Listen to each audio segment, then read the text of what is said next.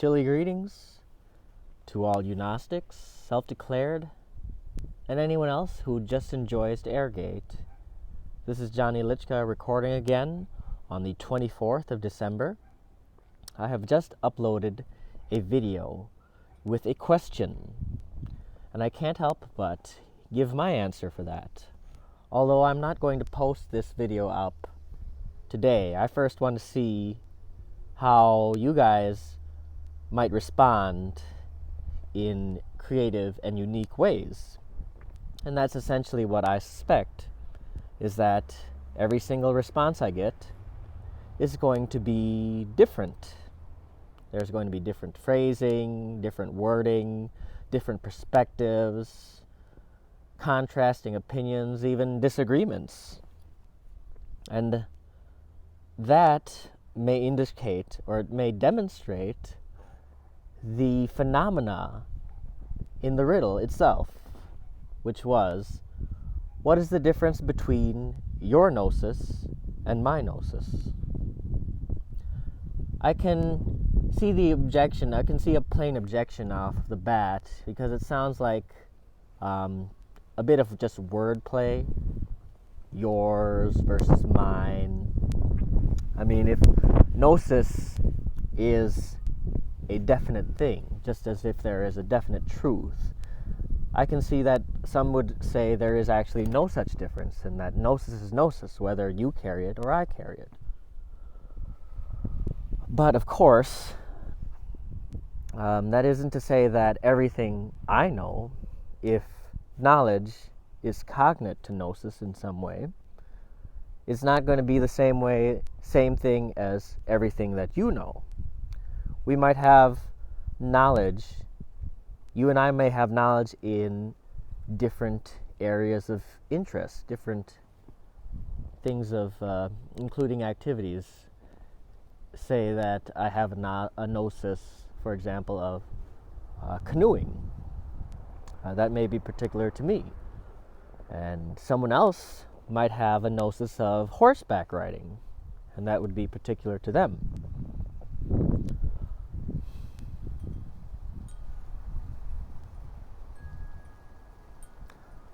In any case, those are just terms that you and I can come up with definitions, working definitions. Yours versus mine. Well, here's how I would attempt to categorize the difference. I would say that you, the pronoun you, is almost of a universal you. There is something that is the same for all of us, all of you. The same rules apply to you as they apply to me.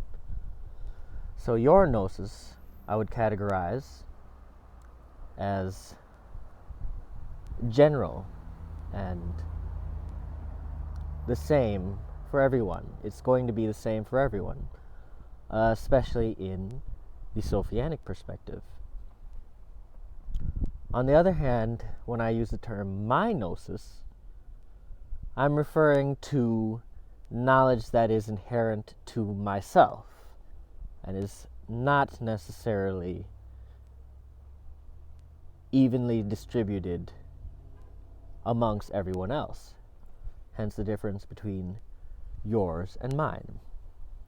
Well, I'm going to cut this segment short. Perhaps I'll have more additions once I read your lovely comments.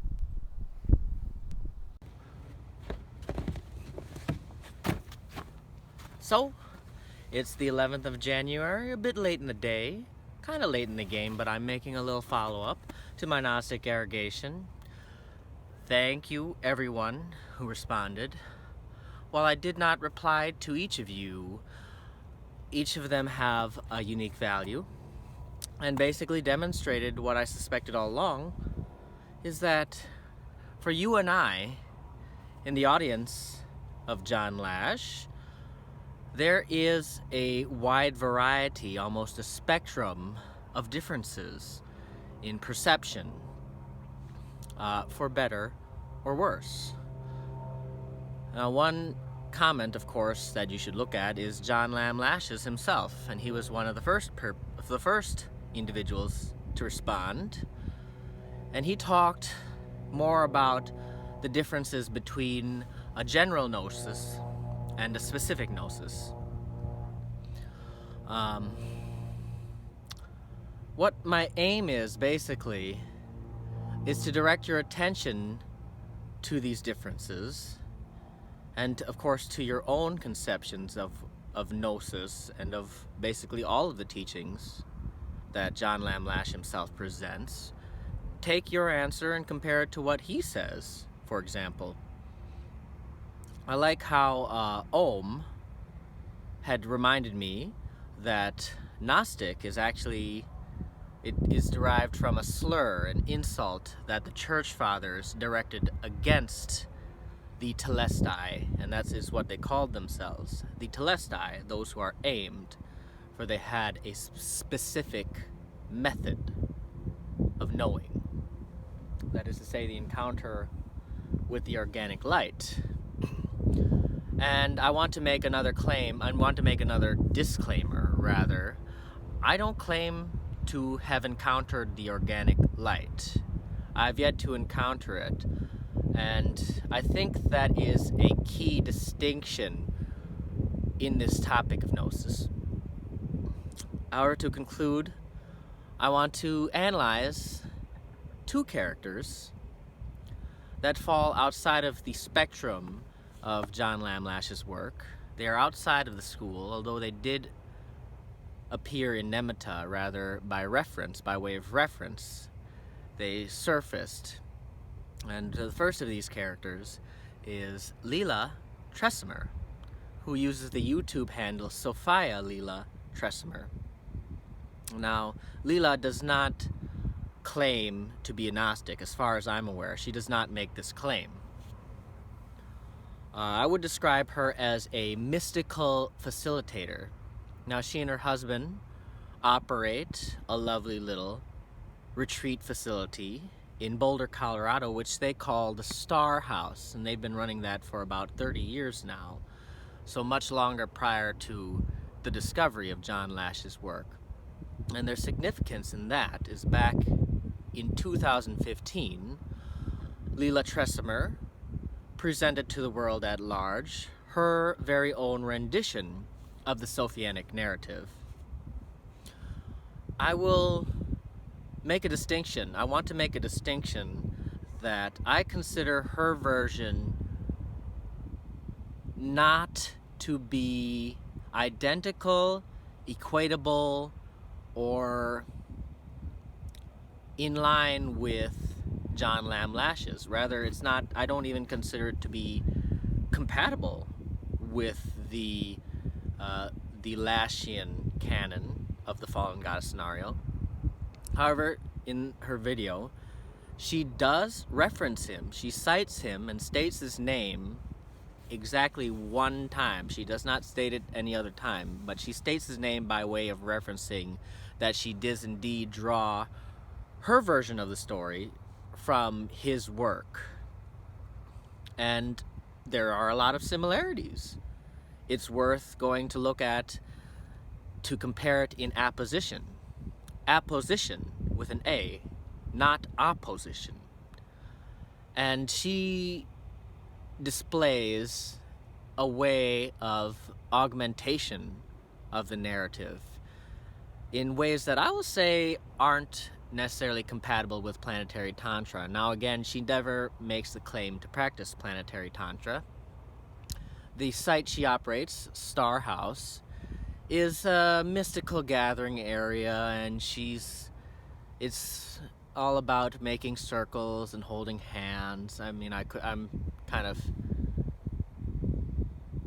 simplifying it a little too much, perhaps. Although I did see that she had some, at one point, a collaboration with Muslims or Sufi, which is rather interesting. So you can see that she completely omits the archontic intrusion factor the pact that the Archons made with Abraham, the rabbinical patriarch. She omits it, and I'm guessing it's for the sake of coexistence. I can't say for sure. There are other differences, such as her use of the Sophia Christos pairing rather than the Sophia Thelete coupling. And you know that the Christos meme is highly corrupt by itself. Well, there's another thing that I remember she mentioned when she was talking about the creation of the Archons. She mentioned something about Sophia's shadow self. For me personally, that syntax does not sit. I do not find it to be very accurate to talk about dark side, light side. In fact, that comes out of a rather new age / new cage thinking, the old, what do they call that? The Zoroastrian dual, whatever, ultimate good versus ultimate evil, of which you know, or you ought to know, in the Sophianic narrative as Lash presents it, there is no ultimate cosmic evil. There is no shadow, or darkness itself is not evil or erroneous. It is another factor of the supernatural. The other character that I want to mention is Errol Kaya, and he came up in the PT forum.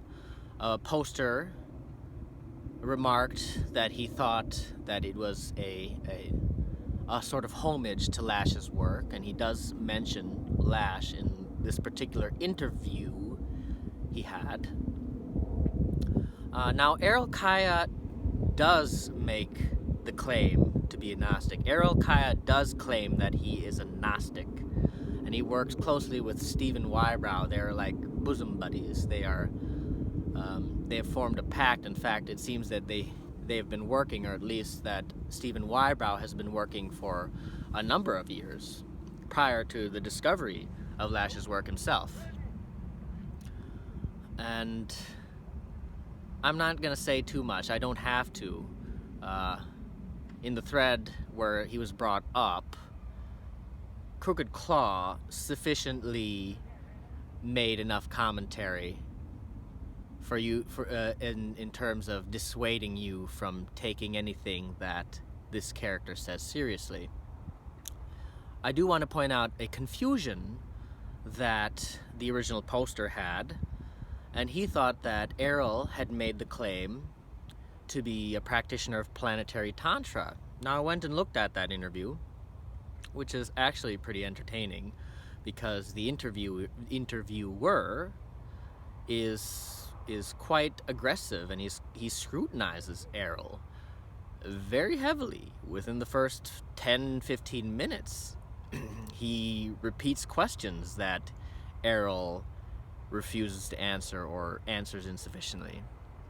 Anyway, where it came up was later on in the interview, when they were talking about sexual disparity, the disparity between men and women, and relations between men and women, and how that is corrupt. And you and I know that's corrupt as well. In the Sophianic framework, we call that the gender rift. Now, there was a point when the interviewer asked Errol if he practiced Tantra. And Errol paused for a moment, carefully selecting his words perhaps, and he says, well, not sexual Tantra, not Tantra with a woman or with a person, but Earth Tantra, Tantra with the Earth. And then he also adds, John Lam Lash would call it planetary Tantra. Now, using a little bit of statement analysis, you can see that he never actually makes the claim that, oh, I follow planetary Tantra according to what Lash says and calls it in his definition of Earth Tantra. While he does use similar syntax, is distinct. It's not the same. That's basically all I want to bring to your attention. And I want you to scrutinize yourself and perhaps even make a slight accusation that not everybody who comes to Nematta and not everybody who follows Lash's work actually has a grounded comprehension of what Lash calls the living gnosis today. And there are many claimants out there, there are many commentators and teachers out there who will claim to give you knowledge and to give you truth, but it's up to you to scrutinize. It's really up to you to rather scrutinize what you intake and what you present and what you share. I do see a lot on the forums, on the Nematta forums, postings of various teachers and various commentators and analyzers, and you can say myself, I am one among them now. But they have a bit of charisma, perhaps more than myself. But just because they're charismatic and eloquent doesn't mean that everything they say is true. And it's up to you to scrutinize and have a really firm discernment about that. In any case, I think I've spoken enough. Thank you once again. Take care, and perhaps we'll see you in the beauty to come.